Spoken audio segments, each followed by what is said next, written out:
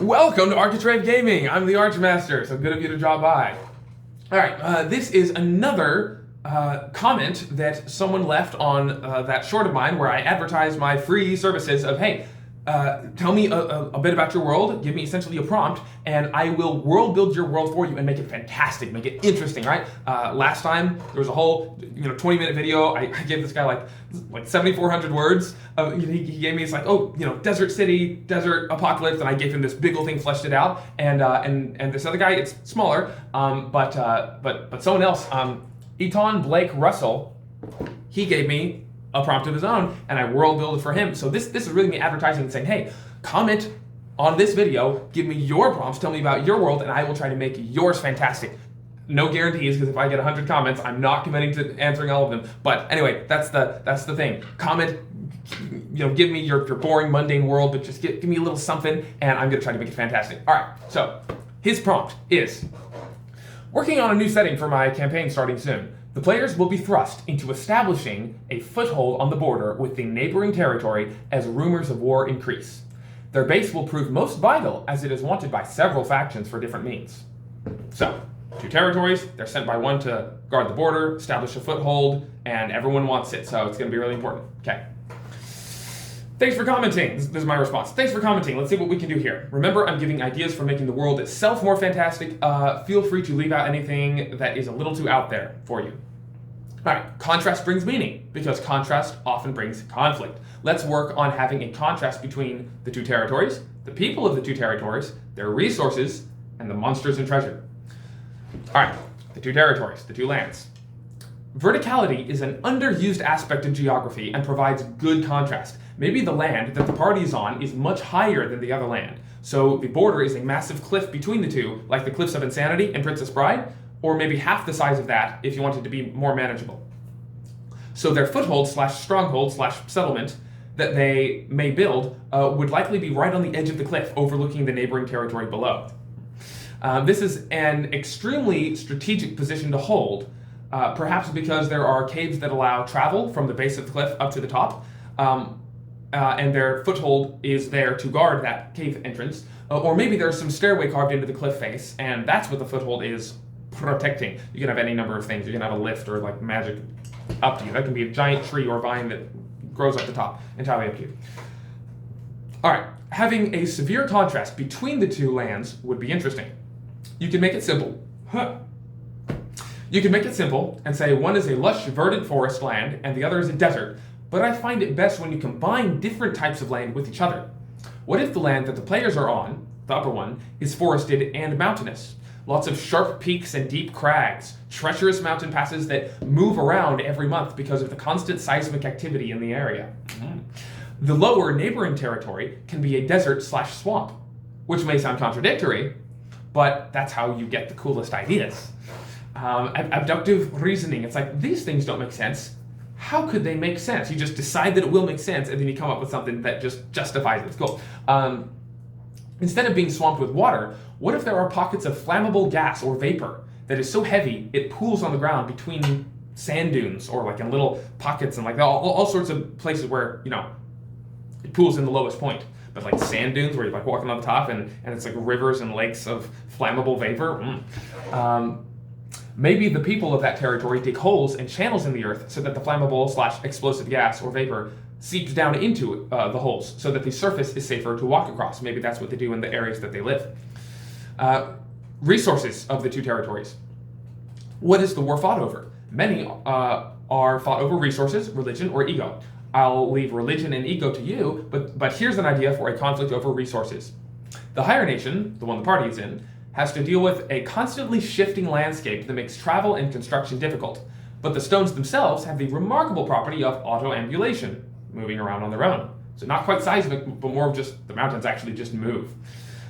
Which is what makes the constant earthquakes and moves the mountains, but also allows mages and stoneworkers to create moving castles and fortresses and outposts by carefully constructing the stone structures and using magic to direct their movements. Later I added that it was actually gold, like you weave gold into like the base of the stone, and you can control the gold. Anyway. Control the gold and it moves the thing built on it.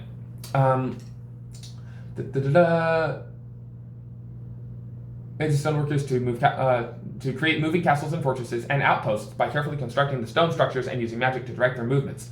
This can be a highly sought-after resource because a moving castle or fort or outpost or even vehicle, perhaps something that amounts to a tank, is extremely useful. Like moving stone stuff.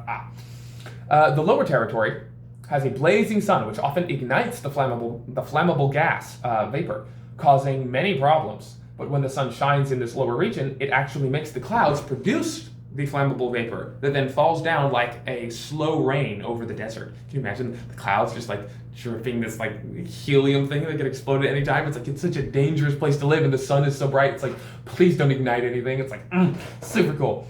All right, this can be a very powerful resource that could be used for war or propulsion or travel, or any number of things.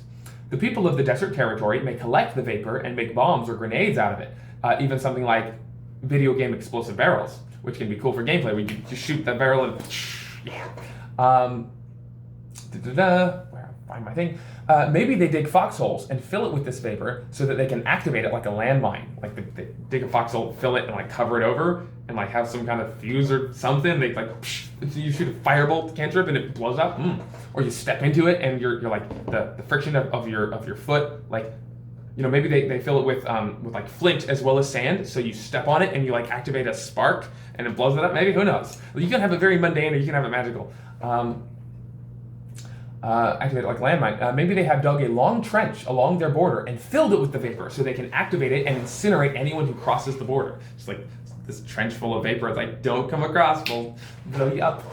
All right, now onto the powers of the two territories, the monsters and treasure. We're in the last, no, actually not the last. People is after this. All right, monsters. For the lower territory, I'm thinking wyverns, led by a single powerful sand/desert dragon. The wyverns fly through the clouds and inhale this vapor, which they then use to breathe fire, even though they're not technically a fire-breathing creature. If they don't exhale it to breathe fire, then it seeps into their body and into their venom and even blood, and their body and venom and blood become flammable and explosive, really dangerous to attack it in melee or any time.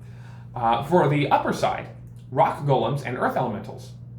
It's pretty easy to make a stone golem when the stone itself has the ability to move on its own. All you have to do is use some sort of magic to direct its movement. Maybe when the party gets high level, they get access to one or more of these stone golems that they can direct in combat. Maybe the stone golems can be upgraded to act as vehicles or mounts, or morph between the two, like a big stone golem transformer. All right, treasure. The lower territory is often struck by lightning that comes from these explosive vapor clouds. Storms and weather is different here. Thunder might be some kind of psionic attack instead of just regular loud sound.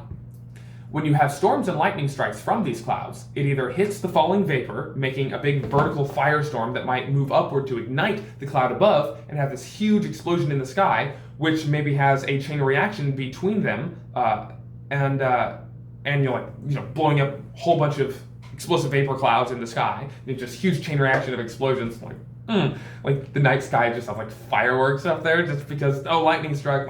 It's really cool. Or maybe people on Earth can be like, shoot their firebolt at it at like a rain vapor, a rain of the vapor, and it like moves up. And maybe if they use enough power in it, you roll high on the dice, it actually reaches up the cloud and blows it up. Like you get a flying dragons and wyverns and maybe airships and stuff up there, and you can like blow up the clouds because the whole air is just landmines. It's just full of these clouds, and you're flying through and you can blow them up. So much cool stuff you can do with this. Anyway, yes. Treasure. Which maybe has a chain reaction between them, or else the lightning strikes the ground and turns the sand into glass. This special desert glass is imbued with one or more properties, allowing you to teleport as fast as lightning by looking through the glass and then cracking it. So you leaving the glass shard to fall on the ground, and you teleport through it to where you were looking at. So like right where the crack happens, that point, you teleport right there. Where are we? Leaving the glass where you were looking at. Or you could you look through the glass to see the near invisible explosive vapor wherever it might be, so that you don't accidentally step into a pocket of it and light a match. Or else reading minds by focusing on a person within a few feet of you while looking through the glass. Maybe you can make actual glasses out of it. Maybe if you just have a monocle, you can like read surface thoughts, and if you have both of them or like a full piece of glass, you can actually like delve deep into their mind and probe their thoughts and all memories and things, the emotions. It's like the ultimate insight check with looking through the glass. I gotta stop losing my place, maybe. Yeah. A few feet of you while looking through the glass. You start to see their thoughts emanating from their head. This ties into the psionic property of the clouds in the air.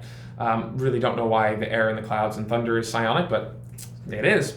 This makes desert glass extremely valuable, and shards of it are used as currency in the lower territory. The upper territory uses regular coinage, but gold has the peculiar property of earth control. You put a certain amount of gold into the base of your castle, or golem, or any other stone structure, and then you can control the castle with a golden control circlet you place on your head after you've attuned it to the gold at the base of your castle or golem or etc. This is how they move their stone structures around. But you can also put gold coins into some of that special, auto-ambulatory stone, like coins into a vending machine, and then you can wear your gold circlet and control the golem that way. So gold is very valuable in the upper territory. Because it's how they control all their stone structures. All right, lastly, small one. The people of the two territories. I'm not going to make any assumptions about their race, so I'll just have to go with culture here.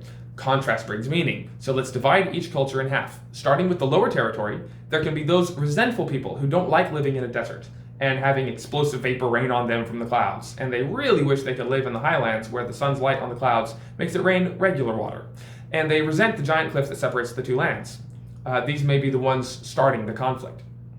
The other half of this culture may be like the desert, may like the desert and want to spend their effort harnessing its resources instead of looking to their neighboring land and coveting theirs. But maybe there's some leader that has united the two sides, and that's what's leading them to war. And then I ended with, hope this helps. Let me know if you end up using any of it, and I'll happy to answer questions if you need clarification. Anyway, that is the second or third bit of, this is actually the third bit of world building. I didn't even mention the very first one. That's fine.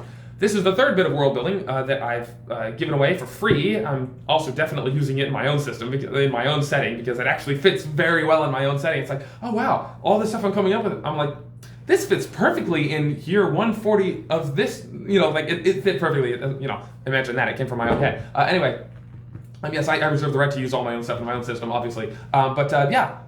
If you want to leave me another comment and be like, hey, here's my world. His thing was small. It's the players thrust into establishing a foothold on the border with the neighboring territory as rumors of war increase. Their base will prove vital as it is wanted by several factions for different means.